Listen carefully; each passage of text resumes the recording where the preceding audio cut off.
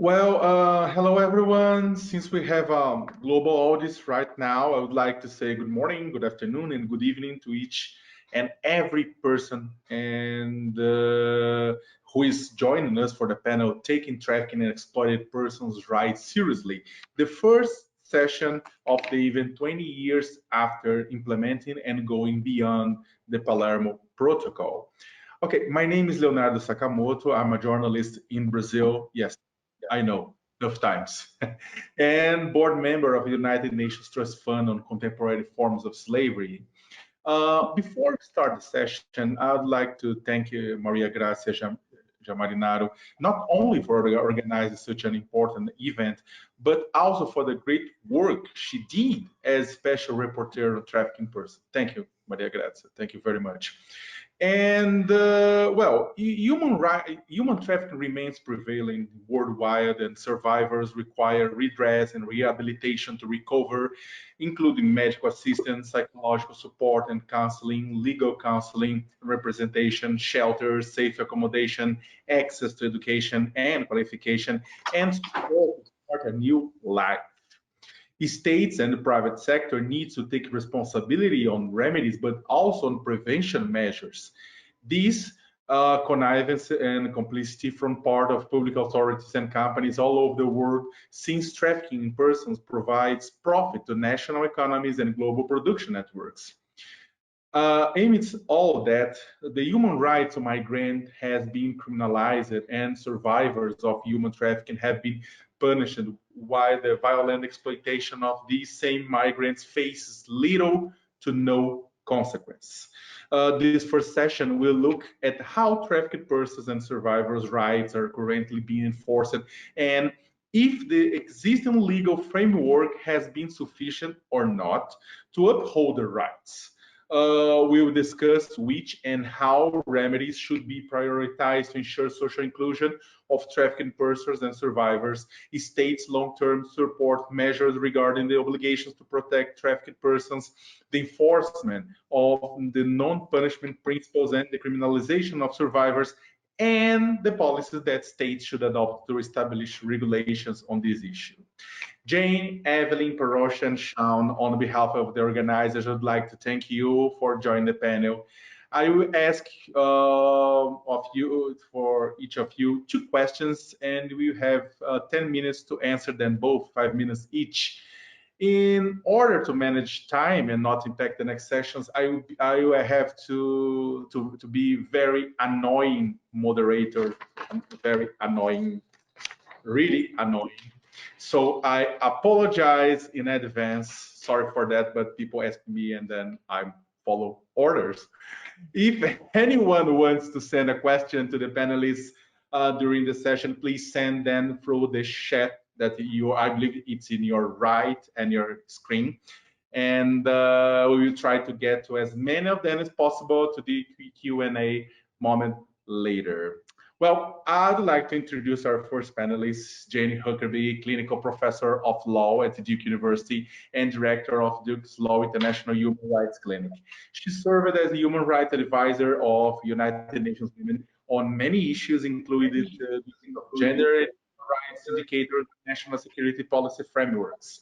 She was an international law and human rights fellow at the United Nations High Commissioner for Refugees in Geneva and served as human rights law expert to international government organizations and NGOs, including the International Center for Transitional Justice and the Global Alliance Against Trafficking in Women. Jayne, how are you? I'm good, thanks, Leonardo. Thank you for that introduction. Thank you. Thank you to be here. And what are the implications of the due diligence principle in the field of remedies for trafficked persons? Thank you for that question. And also, I'd like to take the moment to thank Maria Grazia for her leadership and vision in the mandate, and also for her team for the same. So in answering that question, I mean, the big picture point of how we connect the obligation of due diligence and the obligation to provide remedies is, under international law, governments have an obligation to exercise due diligence to prevent, investigate, and punish trafficking, and to assist trafficked persons. That due diligence principle arises from the positive obligations that states have to regulate the conduct of private actors, of non-state actors, such as individuals and corporations.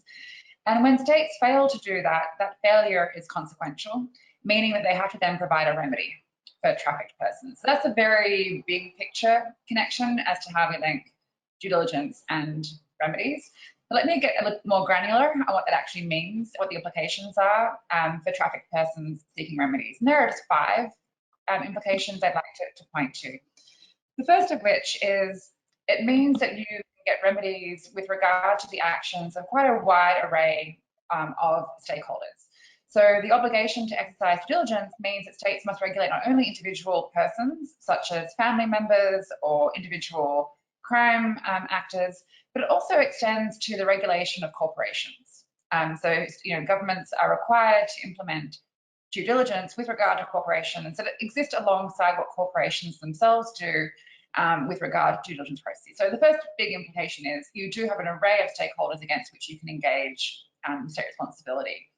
The second key implication is that the due diligence principle applies, of course, to a number of states. So it applies when the government is itself territorially exercising jurisdiction, but also governments have due diligence obligations when they act outside territory, when they act extraterritorially and extend jurisdiction in that regard. And so that's really important when we think about particularly transnational trafficking, that there are going to be a number of governments who have due diligence obligations with respect to that individual trafficked person. The third implication for remedies is, again, that the due diligence principle has quite a bit to say about interstate cooperation too. So when governments are acting as part of international institutions, whether that be financial institutions, part of the UN, they bring with them their human rights due diligence obligations. And those, again, in those institutions exist alongside any due diligence that may be introduced as part of the governance of those organizations.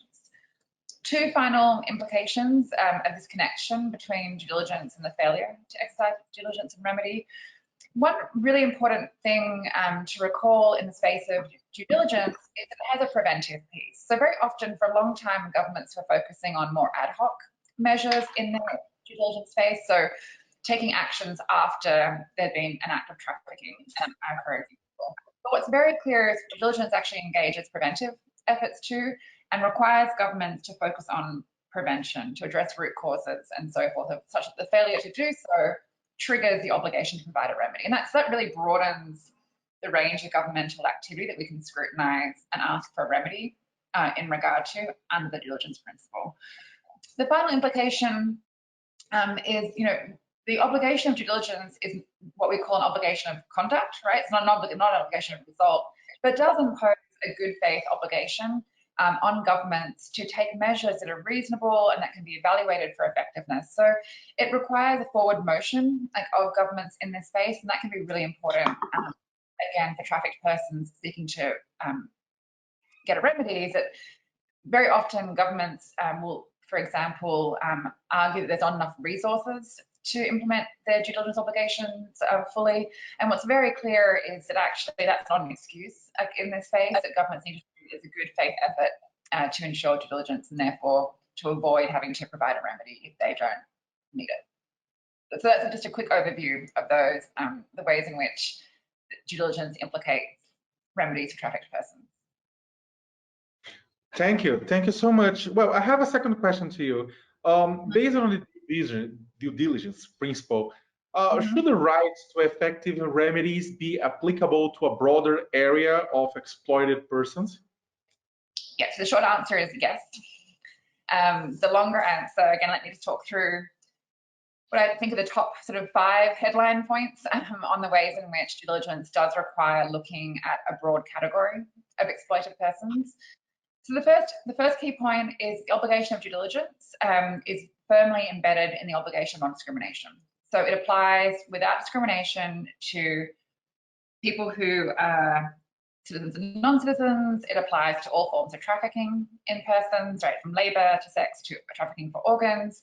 And so we have already this very broad tent that comes into play by virtue of the non-discrimination principle, right? You can't apply the principle of due diligence in a discriminatory way. So that already opens up for us a wide range of persons to whom it can apply.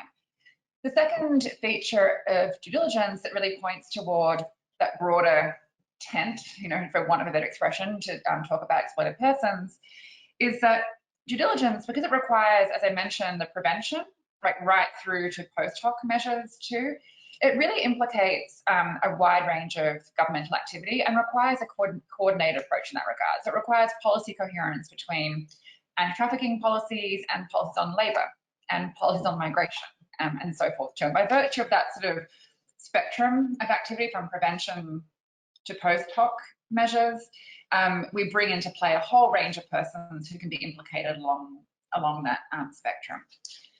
The third piece that really ensures that we extend due diligence to encompass a broader range of exploited persons is that due diligence requires that measures to prevent and to respond to trafficking persons be based on empirical data, right? They'd be based on understanding who is most at risk of being trafficked. And in that process to really identify what intersectional bases are making certain persons more at risk than others. So we have inherently a focus on exploitation by virtue of this need to have a focus on those most at risk in this scenario.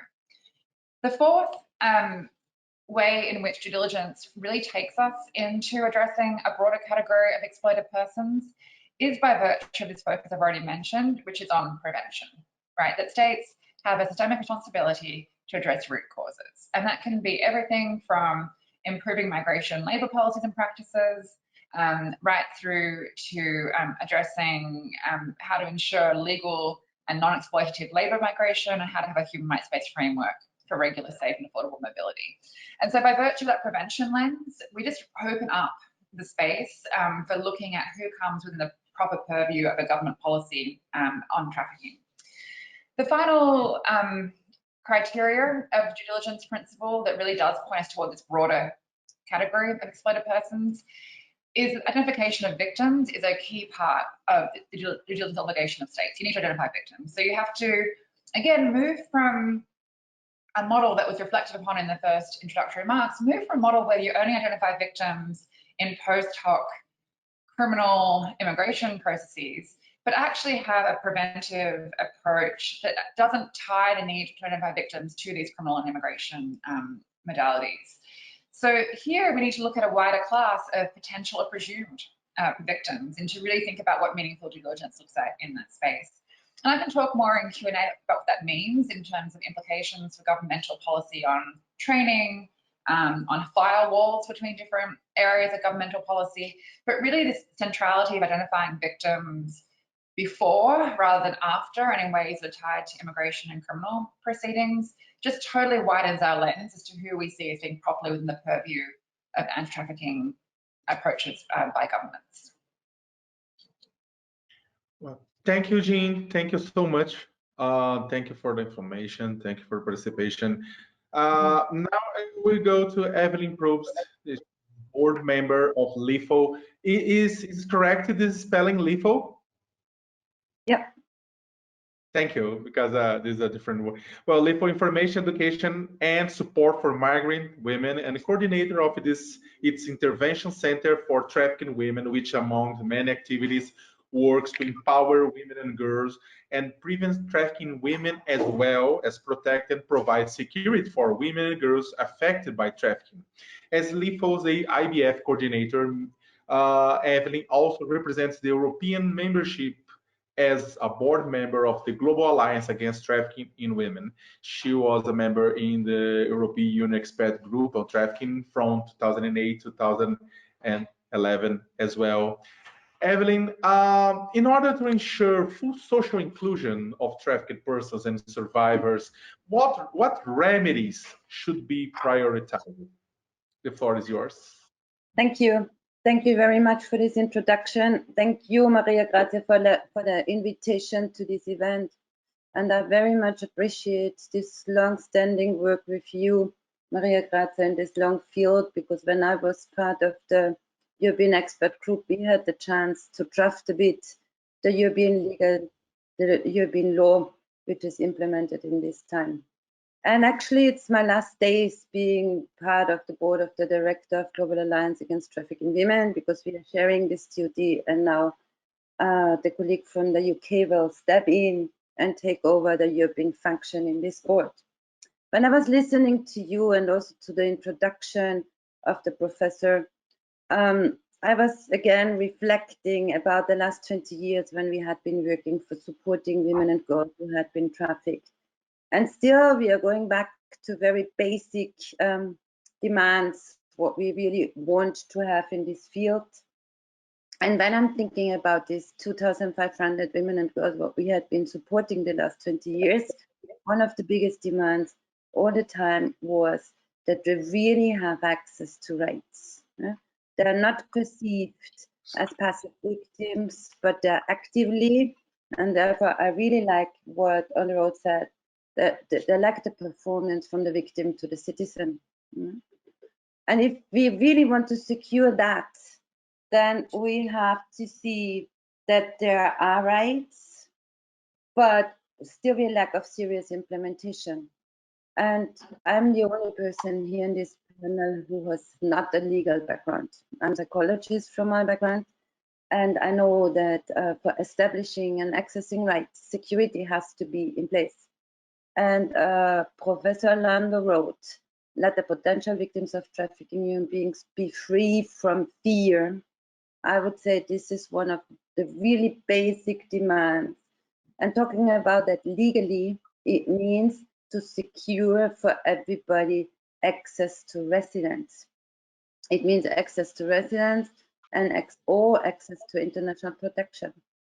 And when we take a look on all the international documents, it's always framed as temporary residence. Or very often, and what means, and if you take a look in a couple of countries inside the European Union, it means it's limited to 3 or 6 months, so that the victims can serve again for the purpose of the state to be able to testify in a criminal procedure, and then they're not needed anymore and are deported or don't have access to legalities. And we have to change this concept. I know that we also as NGOs, for being able to enter the field, said, okay, it's necessary to get a temporary residence permit.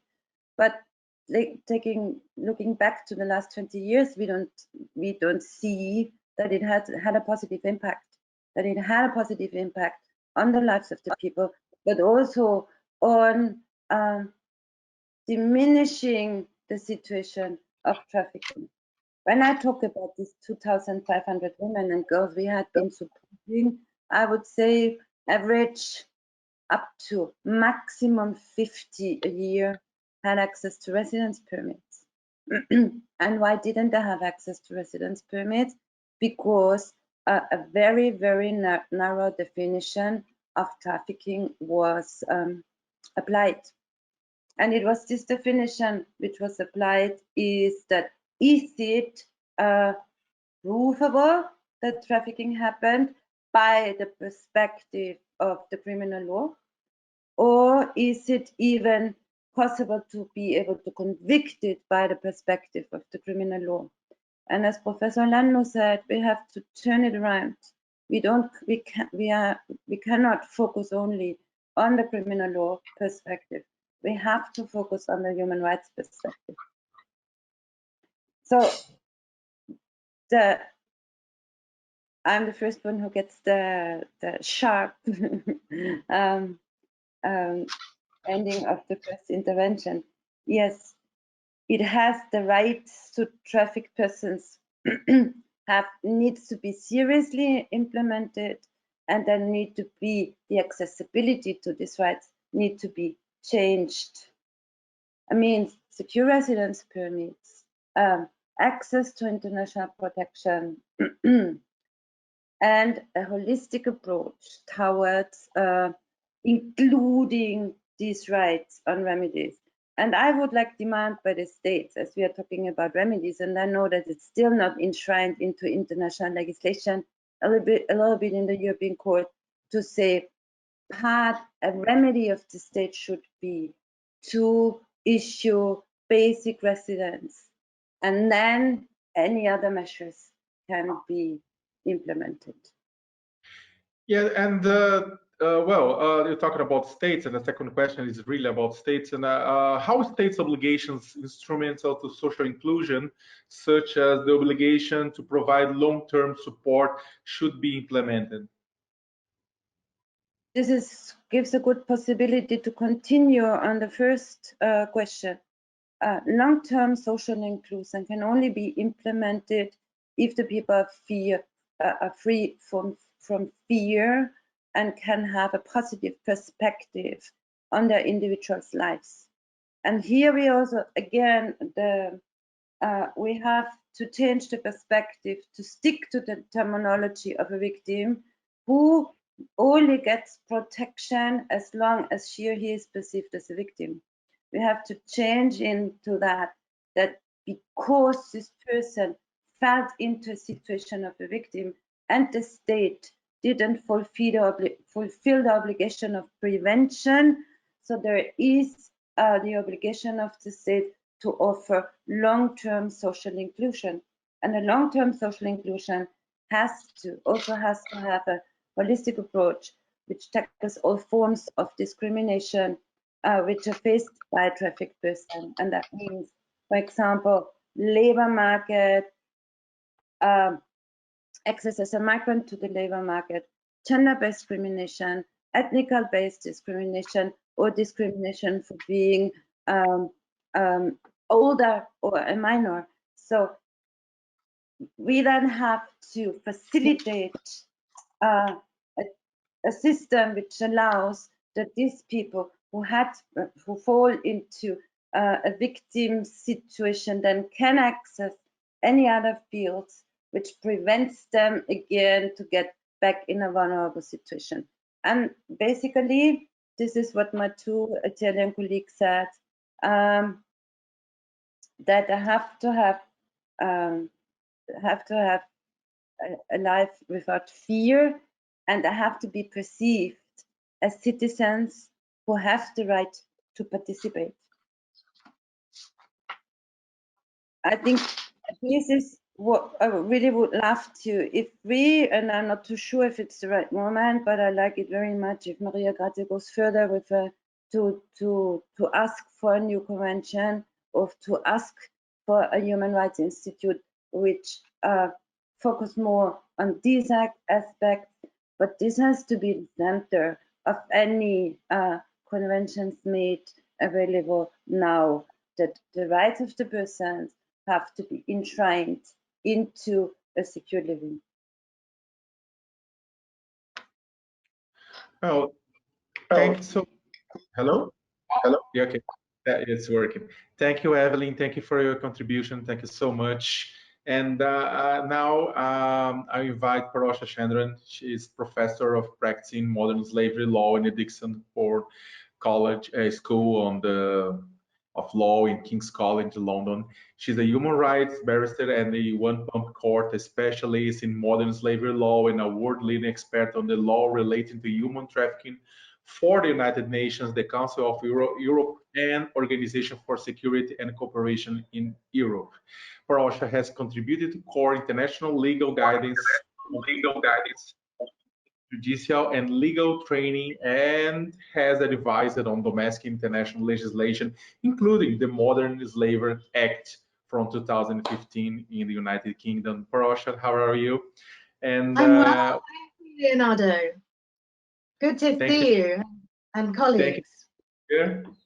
And well, take it into account that non-punishment principle is not included in the Palermo Protocol, but is included in the Forced Labor Protocol and in soft laws such as the OHCHR recommended principles and guidelines. How a non-punishment clause and related provisions should be defined and implemented? Thank you very much, Leonardo. This question arises as one, to me, of the most important to deal with victims' rights in today's times. Can anyone hear an echo, or is it just me? Yes, probably there is someone should down the sound, turn down. Can you try again, just to check? Yes, is that okay? I think that's okay. Everybody else has been muted now.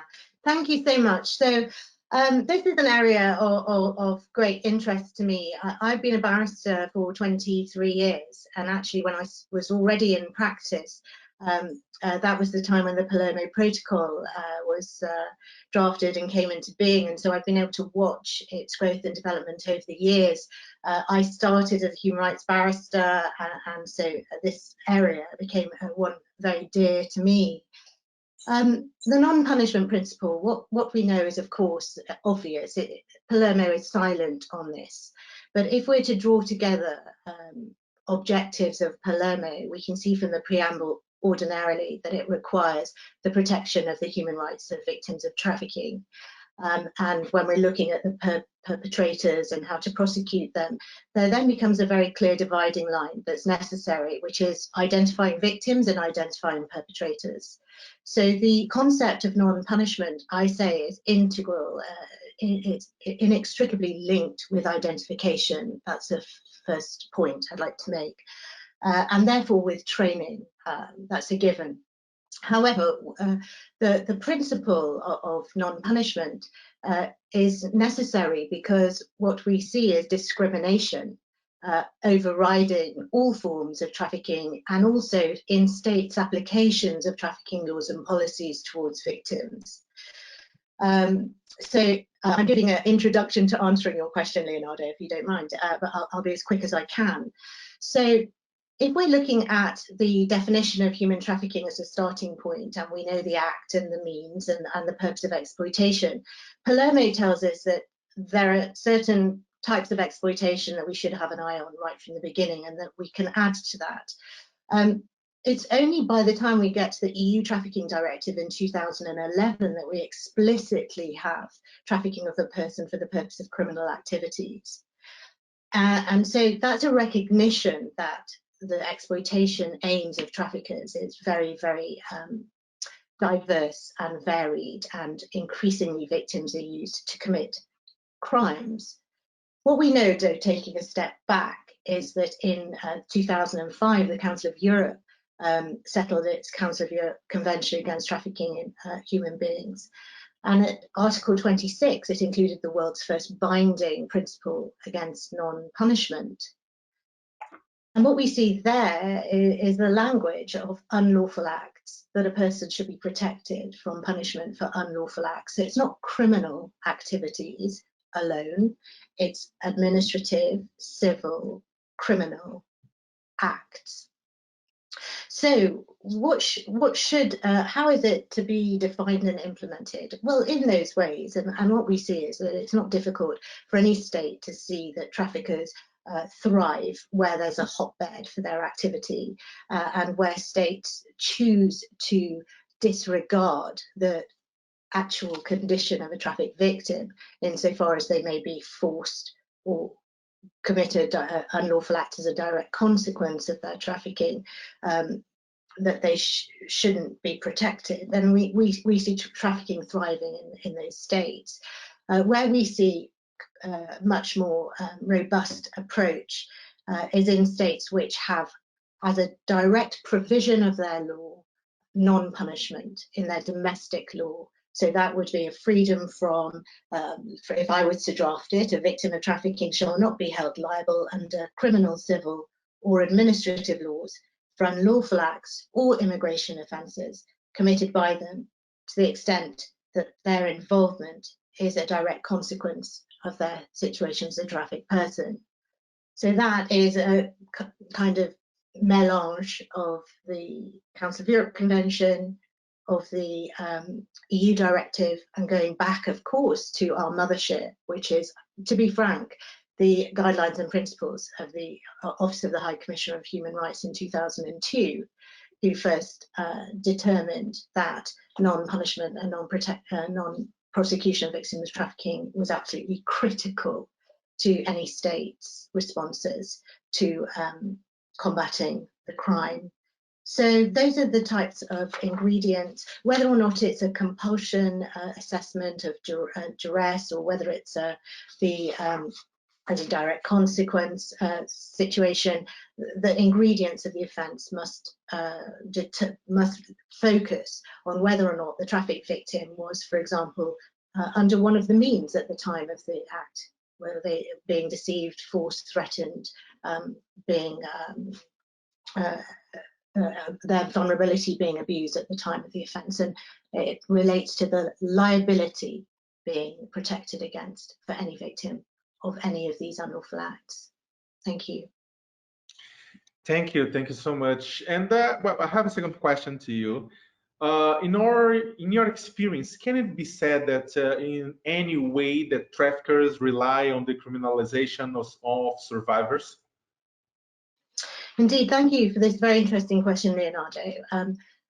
Traffickers absolutely depend on traffic victims often committing an unlawful act, whether it's an illegal crossing of a border or carrying an illegal document, even putting an illegal document in the hands of a victim of trafficking who may not know it's illegal, whether a trafficking victim is already an illegal migrant and is then employed in a situation because of their vulnerability. Again, the employer is relying on the threat of denunciation to the authorities to enable the trafficking to thrive and the exploitation to enable the trafficker to prosper. So it's very important to bear in mind that the victim themselves is being discriminated by the trafficker in terms of their being picked out because of their vulnerability or because of their susceptibility to one of those means. But then when non-punishment comes along, and why it's important is that it's to prevent the victim from being victimized another time, which is then by the state, which could be through way of criminal convictions, or through detention, through administrative or civil prosecution. So in these ways, it's very important to understand that a state is not entitled to simply have as a discretion to apply the non-punishment provision. That's completely inadequate. We're modern people, we're moving with the times, we're 20 years on, come on, we're over that, aren't we? Let's put it down as straightforward legal provision. Let's let a victim of trafficking know they will be protected. Let's also not forget this, which is very important. The victim of trafficking does not choose the form of exploitation which they are subjected to. So if it's unlawful, the actual exploitation in itself, it's not the runaway crime that then makes them susceptible to the authorities' attention, such as documents offence, but it's actually drug smuggling or forced begging or whatever form of exploitation the trafficker is going to make money from the victim for.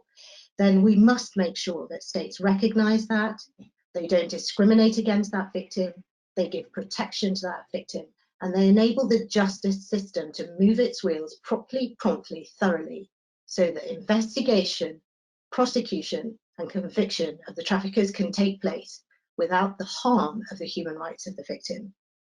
Non-punishment is not in the gift of the states. It's an integral feature of the respect of human rights for a victim of trafficking. Without it, we lose. With it, we can win. Thank you. Thank you so much. Thank you, Parosha. And well, and last but not least, Shawn McDonald. He is CEO of Vérité, a civil society organization that promotes workers' rights in global supply chains. He has broad international and domestic experience in labor rights, corporate social responsibility, social entrepreneurship, workplace health, and multi-sector partnerships. He also worked as director of accreditation at Fair Labor Association. He was vice president of Ashoka and senior advisor at Meridian Group International, in addition to being part of several civil rights organizations in Asia, Africa, and Eastern Europe. Hello, Shawn. Hello. It's a pleasure to see you, Leonardo, and thank you very much to the Special Rapporteur and her colleagues for inviting me to be on this panel. It's been a pleasure to work with that team over the past couple of years. So happy to answer your questions. Yes, the first question is, what are the essential actions businesses should undertake to prevent and combat labor exploitation in compliance with their due diligence obligations? Good question. My sense is that we're at a really important moment where the term due diligence is being thrown around a lot.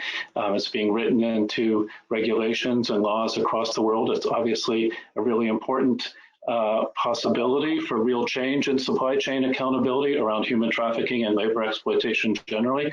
However, I feel we really need to pay attention to the locus of attention when we talk about due diligence. For the past several decades, there's been a lot of effort at the level of workplaces, different factories, farms, other kind of workplaces around the world. And frankly, there hasn't been as much progress as we would like to see.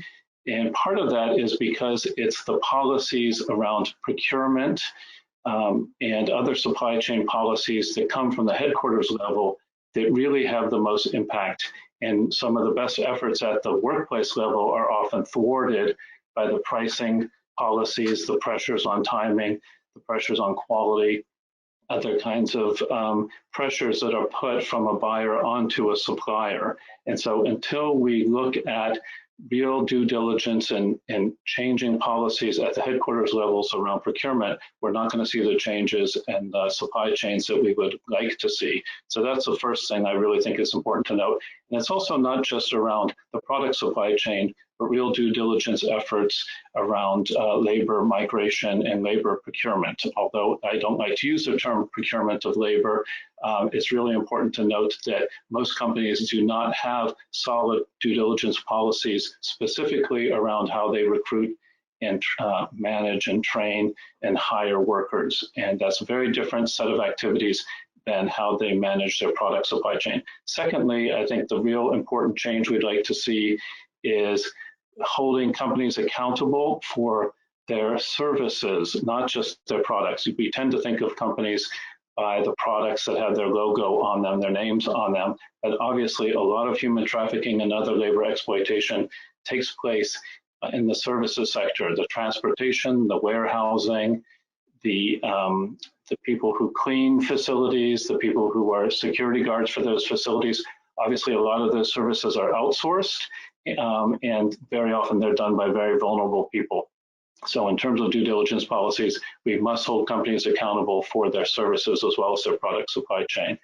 Third, I think it's really important that companies moved toward transparency around actual impacts of their policies, their so-called due diligence policies. A lot of the legislation around supply chain due diligence enables companies to just report on policy changes or trainings done or audits that have been implemented, not on the specific changes in wages, specific decrease in workplace accidents, specific numbers related to foreign migrant workers, and whether the employer is paying those costs and so on. And so we really need a paradigm change around holding companies accountable for actual impacts. Very often people think around labor issues and migration issues that they're complex social issues that are immune to quantification. It's really quite the opposite. Most labor issues can be quantified. Most labor recruitment, migration issues can be quantified. And until we really expect companies to report, be transparent on those concrete quantifiable impacts of their supposed changes, then we won't see the progress we like. Thank you, Shawn. Before I go to the second question, I just remember for the audience that if anyone wants to send a question for the panelists, please send them to from the chat that the team, the organizer, will send me, and I will try to make it all of possible to our colleagues. And as the second question, Shawn, I'd like to, what kind of legislation or policies states should adopt to impose obligations on companies and to establish regulations preventing trafficking and exploitation? Mm-hmm. Yeah, I think a real change in the way that governments is expected to deal with governments is called for as well. Obviously, we know that so many of the so-called due diligence, compliance, supply chain accountability, social responsibility efforts that companies have been implementing on a wide range from fairly effective to not effective at all, are because there's a vacuum of regulation at the local and national and international level vacuum of regulation of corporations by governments. And so if we're going to look at some intermediary efforts, I think a couple of things really stand out for me. The first is that governments should be requiring, particularly when they're implementing supply chain transparency and due diligence efforts, they should be requiring the focus on impact and quantifiable measures that I just spoke of a couple of minutes ago. It's really the way that they are going to leverage the power they have as a regulatory body to get the right kind of information that enables all of us, whether you're investors or consumers or corporate accountability organizations, to really compare companies on real efforts and real impacts, not just on rhetoric. The second thing I think governments can do is really focus on the power that they have as procurement agents themselves. Again, a kind of a parallel effort to what I was saying before about focusing on the procurement policies of corporations. At the local, municipal, state, provincial, national level, governments have enormous power as buyers. And so in terms of the way that they deal with their contractors and those that they buy, the companies they buy their services and products for, if they have concrete, measurable criteria around labor and anti-trafficking efforts, it can go a long way toward pitching in to changing the dynamics in these supply chains. Third, I would really look at, obviously, trafficking happens in the context of the way that governments, both in origin and receiving countries, have dysfunctional policies around migration, guest worker systems, and so on. And so there are a wide range of things that governments do. In particular, I would look at things like job portability. There is an echo again. Okay, is there any better? Now it's okay. Try to repeat, please. Okay, yes, so I'm saying that if we look at just one area of difficulty or where there can be a lot of change, and is how the regulation of labor recruitment agencies, both in origin and receiving countries, is done. Again, a lot more effort could be made in expecting them to report out on the exact costs that they're charging, who's paying them for these services and so on, as well as some other broader based policies such as job portability, so that workers do not feel that they're stuck with an employer and have to choose between freedom or additional exploitation. Finally, I think it's really important to step back and look at the way that governments and business often collude, and it's often written into regulations and laws, collude with security and police and military and other types of forces within a wide range of governments to suppress migrant workers and other racial or ethnic or religious minorities. We often always know migrants from other countries are at high risk of trafficking, but then in terms of labor exploitation, it is... Again, the echo. The echo is following us. That should be a play from somewhere, but yeah, okay. Try again. Sorry. Well, you can. Oh, your phone is mute. Now can you hear me? Yes. Now yes. Thank you. Okay. Good. Okay, so I was just trying to make the point that from a government perspective, as well as the way the business interact with governments, and particularly with police and security forces, to harass or exploit migrant workers and racial and ethnic and religious minorities, I think is something that really deserves a lot more attention. Obviously, based on the terrible things happening in my country here in the US, are often seen in other countries as well, and that's an area that doesn't get as much attention from business or from government. So I'll stop there.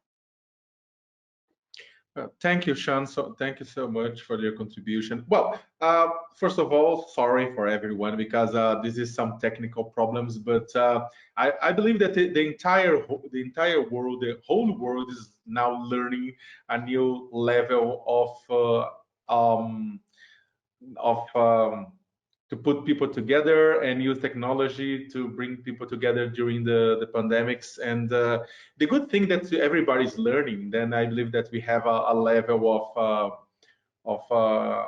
sympathy with these problems, then it's not a big obstacle. But well, I don't know if you have questions from the audience. I ask for the organizers to check, and while they are checking about the questions, I have a question, a personal question for all of you.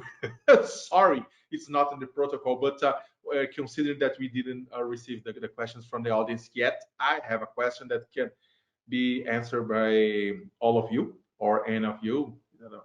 That's it's interesting because all of you talking about there is a core question, a core issue about all of you. It's that the human rights as the base of political legislation, policies and legislation. Sorry, now the bell is here. Sorry for that. It's now this is okay. This is the real life. Just to have, and people is sorry for that. Well, I'll try again. Well, as a issue, a matter that is in all of your speeches is about human rights and I will quote it here: human rights as the base, as the ground of policies and legislations, and the focus in the protection of survivors and non-discrimination policies. But we are living now in the world a very complicated moment. There is a wave in several regions that is fighting against the human rights. It seems that some things that we got in the last 70 years of human being, some things we are losing by some interpretations of democracy, or interpretations of freedom, or interpretations or the actions of some governments. Okay, I don't want to talk about mine, but we are living different difficult times. And when we are talking about human rights and using human rights to guide the governments and companies and to protect the migrants and so on, we need some countries don't have enough strength to fight for themselves, or to try to implement some measures and policies internally. And the international scenario, the international multilateral organizations are living a very complicated moment too. How it's possible to make it human rights as a lighthouse for all of these actions that you are saying in this scenario today in the world, that we are fighting again for the human rights and not just for the consequences of these human rights? I don't know if I was clear, but it's a desperate question. In fact, I don't know who wants to answer. Oh, Jayne, please. You can. Oh no, the microphone is, your microphone is. I'm now unmuted. Oh, now it's on. Okay. So I would respond with three answers, quick answers to that. The first of which is, in the anti-trafficking space, we have to constantly remind governments that the Palermo Protocol doesn't contain all of their obligations. Right? There's a whole set of human rights or obligations that come from treaties that have been ratified that directly bind, like, in this space. And so that's a really important reminder from the get-go, is that states do have obligations beyond the Palermo Protocol when they're operating in anti-trafficking spaces. The second point was really driven home for me by Shawn's presentation, which is to remind governments that at any given moment, when talking about anti-trafficking, there are multiple obligations of multiple governments, like, at play. And so it could be the government exercising territorial jurisdiction, that might be the receiving state. It could be the state exercising extraterritorial obligations, which is like the sending state. And so to kind of move away from the idea that one government at any one time bears all the human rights obligations with regard to that moment. We have multiple governments that are involved in this space. And I mentioned in that regard, the importance of governments bringing their human rights obligations into interstate cooperative arrangements, and really forcing governments to think those obligations through in those spaces. And the final point to note is that alongside the human rights obligations of governments, again, as we heard through all our presentations as well, that also we have at the same time a whole bunch of non-governmental actors who are taking on roles that incorporate human rights due diligence processes too. And so I think just encouraging us always in this space to move beyond a model of one government at one time bearing the human rights obligations, to recognize that multiple actors in this space have human rights obligations, and that we need to be thinking all the time about how those obligations overlay and intersect.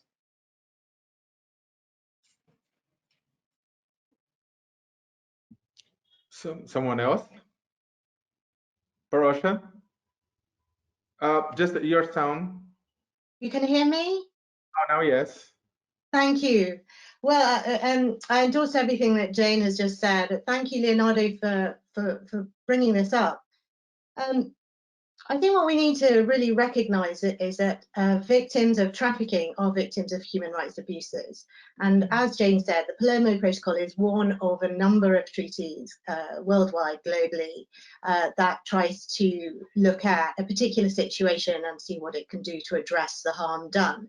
But it was a starting point 20 years ago, and times have moved and we've moved with them as well. And I think, you know, one of the things that I'm finding in my work, I'm a senior legal advisor to the British Parliament for Commonwealth states, and I'm looking at requests by different parliaments that are saying that we've got selling of children, we've got forced labour, we've got slavery, but we haven't got these things in our laws.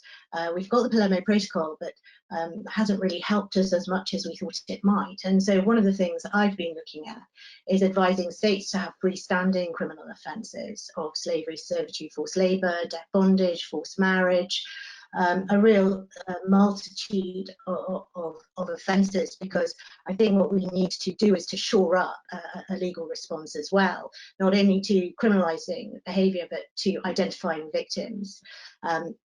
The other thing that I wanted to mention, that it's likely that what affects you in your country affects me in mine.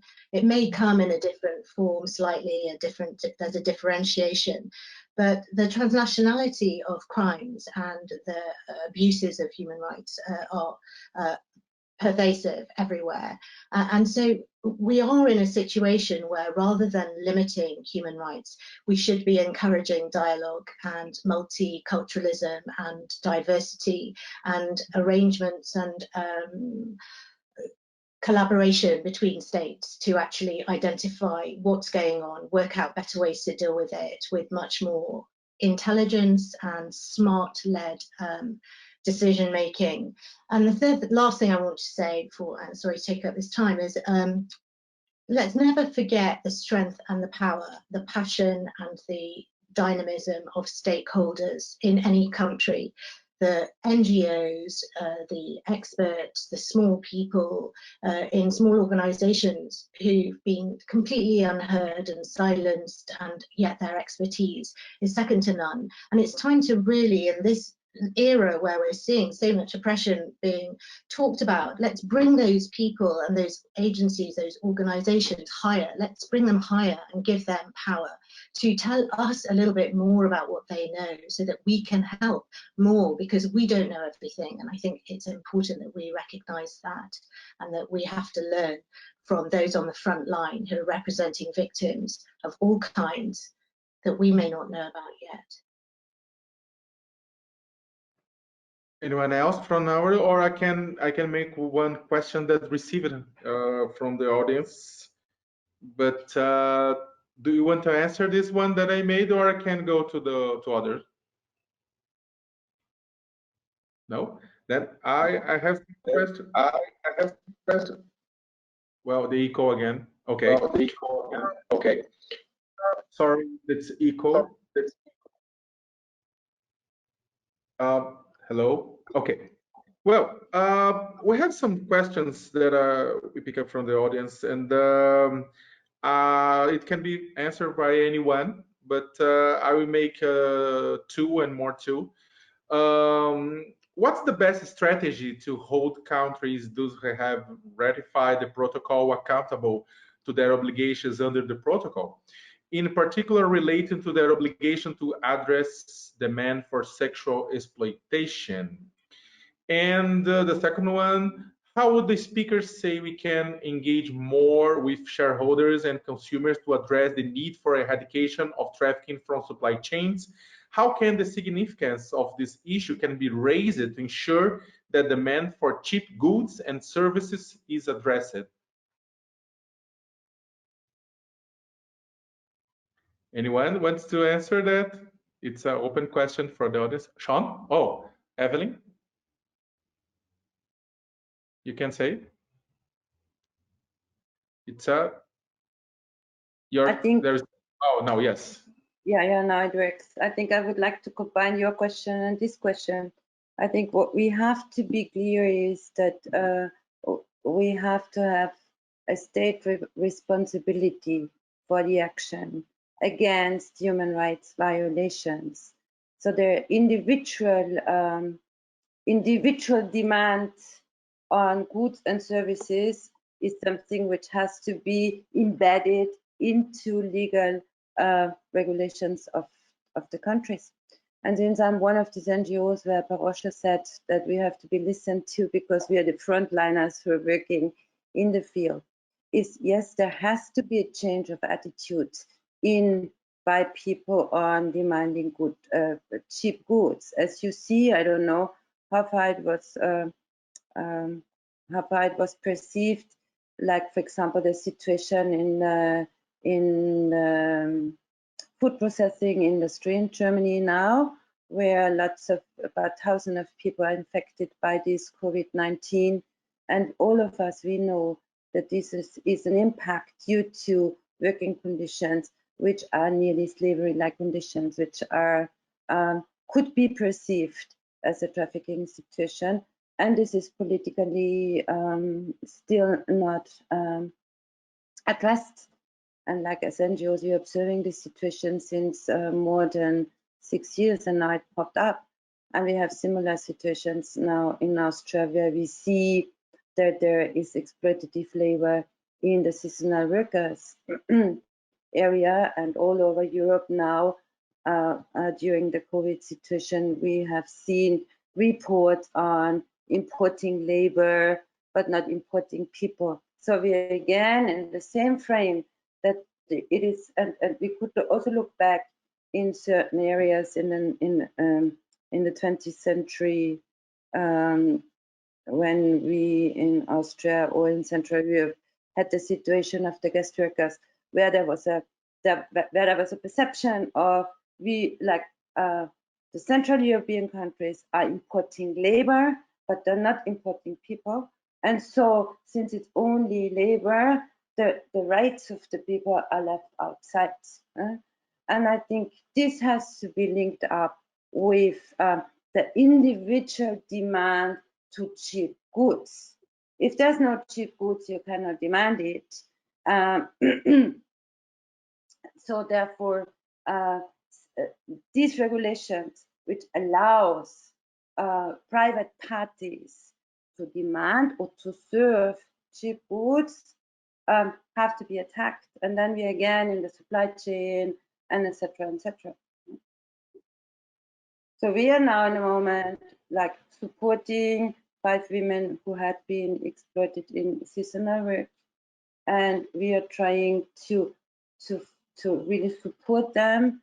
Nevertheless, if it's really like perceived as a trafficking situation, because we're again in this very narrow justice concept where the support can only be given if there is already a kind of approval that it was a trafficking situation. But we are living outside forms of exploitative work where we have to tackle if we want to tackle the system of exploitation. Shawn? Yeah. Just to make a comment. Now we will have you. Quickly make a comment on the investor question. Investors are driven by data.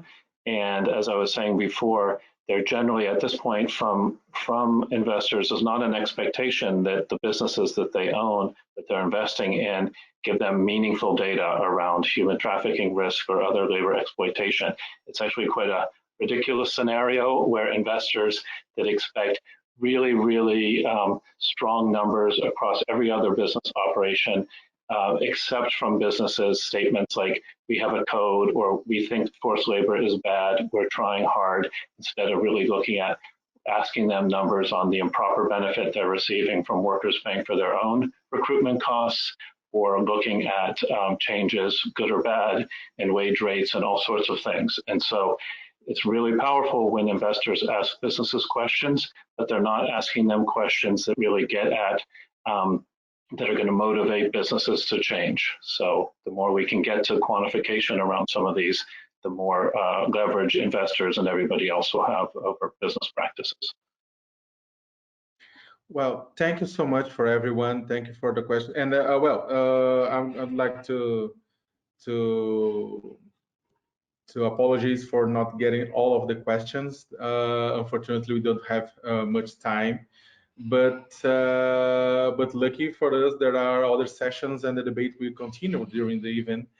Well, thank you, Jayne, Evelyn, Parosha, Shawn, for excellent contributions on that. Well, in the conclusion of the session addressed, I would like some points that I wrote here. It's not all of the contributions of our guests, but Jayne talking about how due diligence implicate remedies, big picture point. Well, talking about international law, exercise diligence, regulate non-state actors, failure in consequences, and therefore states need to approve to provide remedy.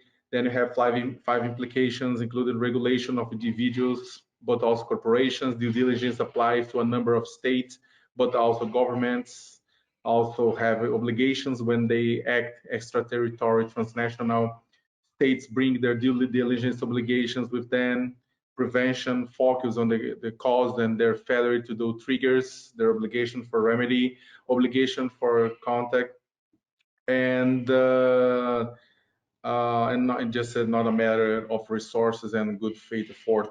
And about the second question that I did, she quoted top 5 headline points without discrimination, all forms of trafficking, very broad range, broader tend to exploit a person from prevention of remedies, requires coordinator on policies, prevent and respond to trafficking persons, who is the most at the risk of being trafficking, and intersectional basis make more risky than others.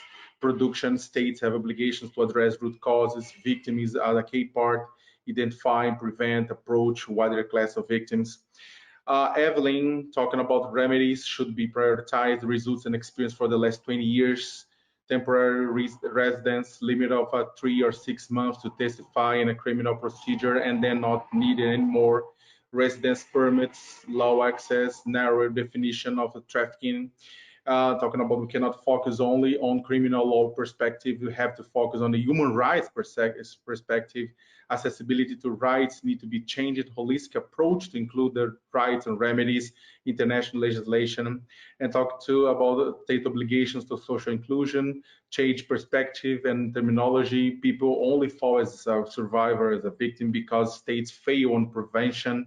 Discrimination faced by trafficked persons, facilitate a system that they can access and prevent them from again falling in a trafficking person situation.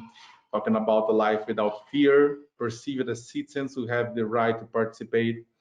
Parosha talking about Palermo is silent on NP principle, requires protection of human rights victims, dividing lines, identifying victims and perpetrators. NP is linked with identification. It is necessary because that we see that the discrimination overriding all forms of trafficking and state policies to address them.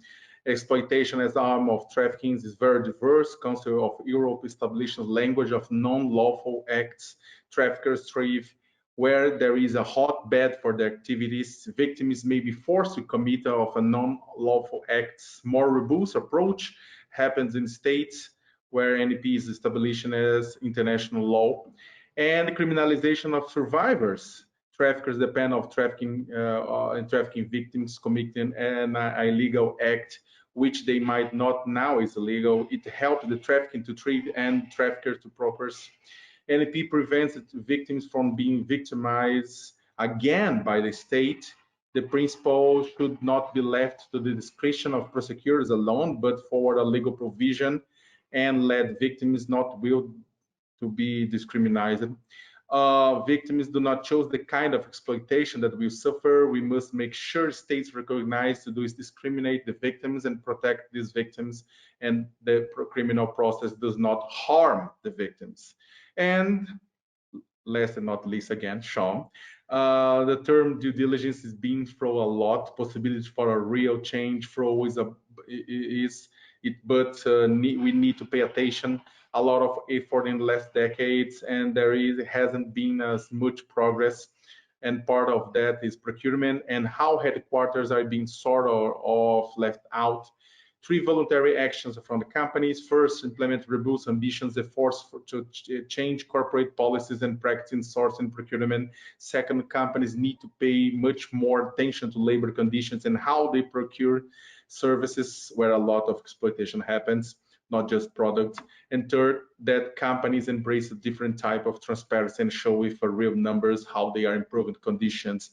Most issues can be quantified. And the vacuum of the regulation of corporations by governments. Intermediated force. First, governments could reform their transparency laws or focus on impact and numbers, leverage their power. Second, focus on the power they have in the markets as agents and expect of companies that they contracts with the sell to governments will meet clear obligations to demonstrate genuine results on labor issues. And third, make the work of businesses easier by regulate labor recruiters more effectively. Sorry, I don't know if I registered everything okay. If I not, please shout now, talk about now. And if not, I'd like to thank you so much. Thank you for everyone that followed this session. I'm very glad to be part of that. And well, thank you for Jayne, Evelyn, Parosha, and Shawn. Thank you for everyone. And the next session is trafficked and exploited persons in mixed migration flows and primarily vulnerable migrants and rights holders, with moderation by Susan Hoff. We start right now. Thank you so much.